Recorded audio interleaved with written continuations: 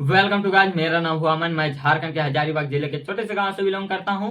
और आप मेरे चैनल पर पहली बार आए तो वीडियो को लाइक और चैनल को सब्सक्राइब जरूर कर दें, ताकि हमें इसी प्रकार के सपोर्ट मिल सके। और किसी भी सोशल वर्कर का, पब्लिक का सपोर्ट चाहिए ही होता है, इसीलिए आप अन्य लोगों की तरह मुझे भी सपोर्ट करें। जोहार दोस्तों, आज है 8 अगस्त 2024, जो कि हमारे शहीद निर्मल महतो का पुण्यतिथि है। और इसी को श्रद्धांजलि देते हुए और उनके विचारों को आपके समक्ष रखने की कोशिश करेंगे। और आप वीडियो में अंत तक बने रहें, तभी आप स्पष्ट कर पाइएगा कि इस एपिसोड में क्या कहा गया है। और वीडियो को अंत तक जरूर देखिएगा, तभी आपको मूलभूत जानकारियां मिल पाएंगी। दोस्तों, वे हमारे राज्य के लिए एक महावीर योद्धा थे, क्योंकि वे हर परिस्थितियों में उन परिस्थितियों का सामना किए जो हमारे राज्य के हित में ना होते थे।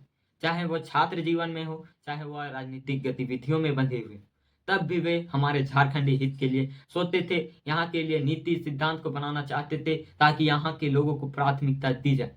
मैं उनके बारे में ही शुरू बताना चाहूंगा। उनका जन्म 25 दिसंबर 1950 को हुआ था। उनकी मृत्यु 8 अगस्त 1987 को हुई थी।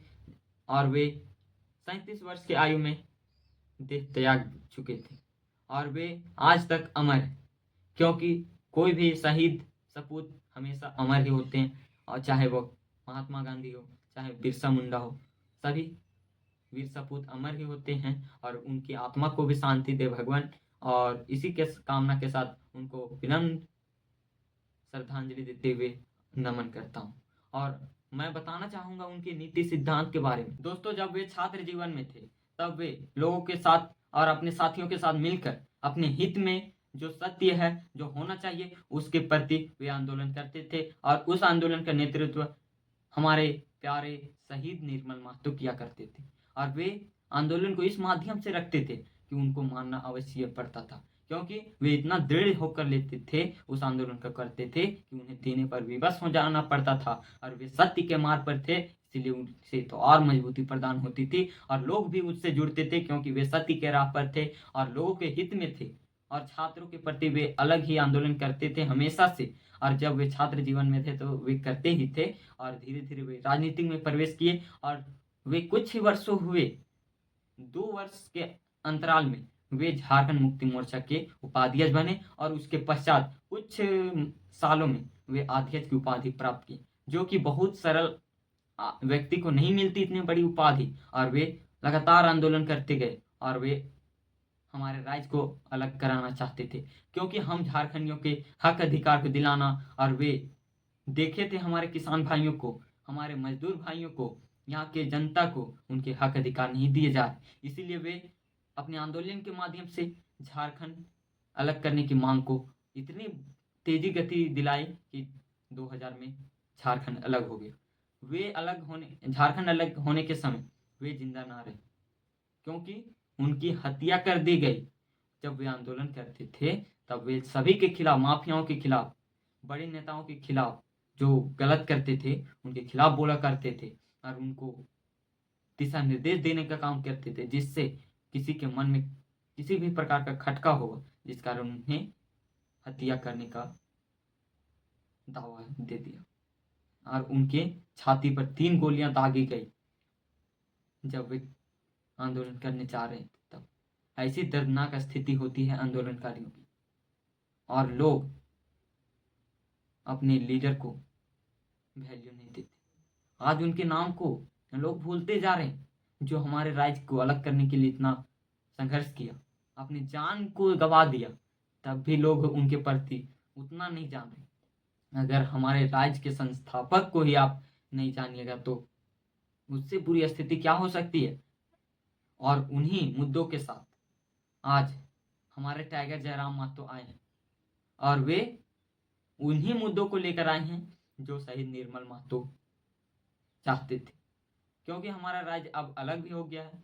और अलग होने के 24 साल बाद भी हमारा जो नीति नियम है, यहाँ के हक अधिकार है, यहाँ के स्थानीय नीति, नियोजन नीति, औद्योगिक नीति, शिक्षा नीति पर इतनी त्रुटियां हैं कि यहाँ के लोगों को प्राथमिकता दिया ही नहीं जा रहा।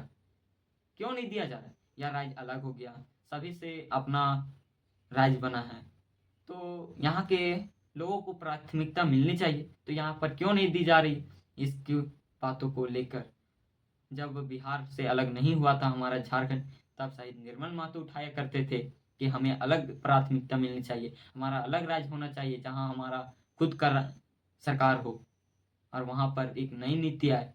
तो वे तो शहीद हो गए, मगर हमारे झारखंड अलग होने के बाद भी यह काम संपन्न नहीं हुआ। तो आज अवश्य है कि किसी को आगे आना होगा, तभी यह संपन्न होगा कि यहाँ के नीति नियम को बदला जा सके, यहाँ के जो भी स्थानीय नीति नियोजन नीति को सुधारा जा सके, जहाँ क्योंकि यहाँ के लोगों को रोजगार मिल सके, यहाँ को उनके अधिकार मिल सके, यहाँ उनको प्राथमिकता मिल सके।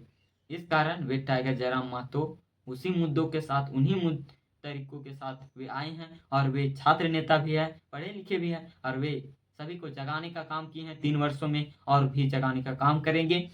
और वे आंदोलन के माध्यम से, अपने प्रचार के माध्यम से वे बताने की कोशिश कर रहे हैं हमें अब ठगा जा रहा है, इसलिए हमें एकजुट होकर एक नए निर्णय लेने पड़ेंगे।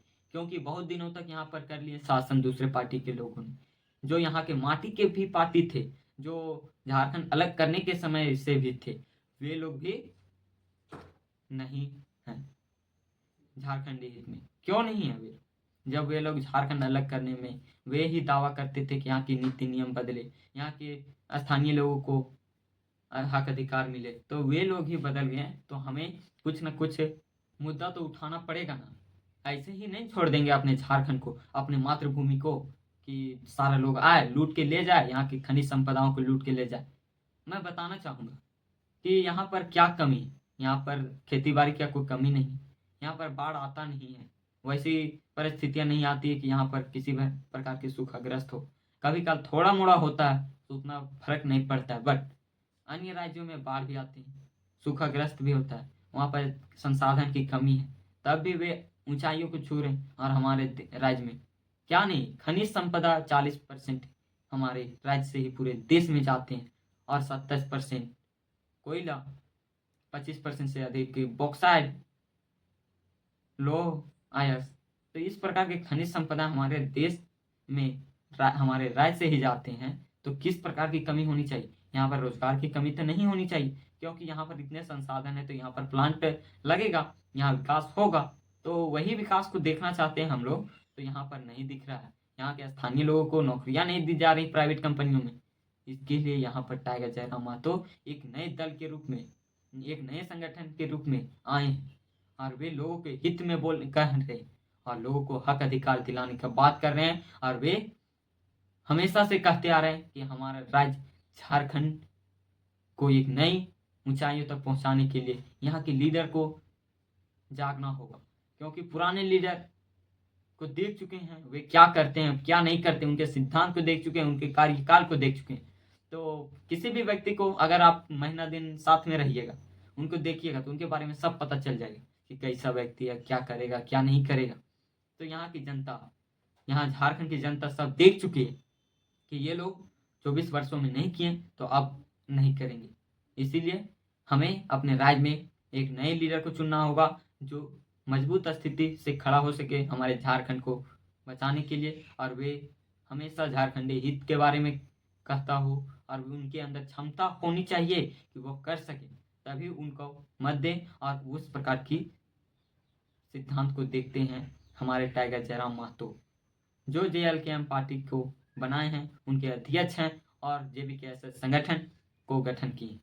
इसीलिए हमें उनका सपोर्ट करना चाहिए और वे झारखंडी हित में कहते हैं, तो अवश्य हमें एक चांस उन्हें देना चाहिए। इसी के साथ मैं आपसे अलविदा लेना चाहता हूं और प्लीज़ उनको सपोर्ट करें। धन्यवाद वीडियो देखने के लिए।